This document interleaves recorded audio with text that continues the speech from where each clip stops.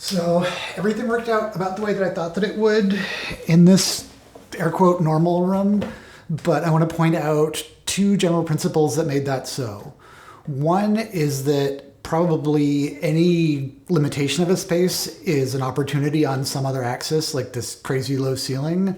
The other is that having three different kinds of light gives you order of magnitude, maybe a lot more possible combinations than just two. I started out thinking that I just use a bunch of cans as uplights because with the ceiling that low, it would be bright and dramatic. But you want to change something about what lights are doing most of the times that the music changes. My original plan was just two different sizes of can in different patterns, and that would provide enough variety.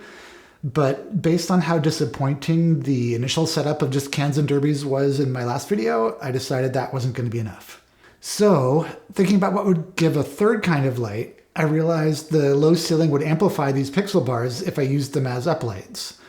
In most spaces, they're great for creating a sense of movement without haze by pointing them directly at people since they're not too eye-zappy. But with the ceiling so close like this, they're both direct and a nice wash when they bounce. So that's one kind of light. A pair of derbies pointed along the floor and an opposite wall was another kind of light. And I backed down to only using smaller cans since the bigger cans would overwhelm the other two kinds of light, and I wanted to be able to use them in combination. And I think this worked.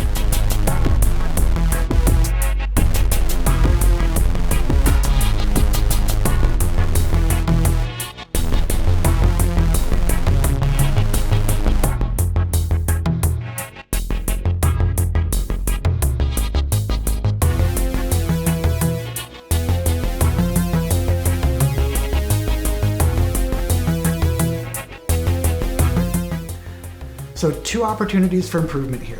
One, the floor's a little rough. Pointing the derby across it looked cool, but I've got an inner ear thing that disrupts my balance sometimes, and the moving light combined with the uneven surface made me a little uneasy on my feet when I was dancing. I think next time I'd put them on opposite sides of the room, pointed up and across, since they've got such a crazy wide throw. And the other is, if I were going to spend more time programming, I'd go back to using the bigger cans and just dial them way back anytime they're in combination with the other lights. And that would give me an extra option of cranking them all the way up if they're just by themselves. So there's a tiny room with low ceilings. My next not dedicated to dancing room challenge is going to be the opposite of this. So I will see you next time.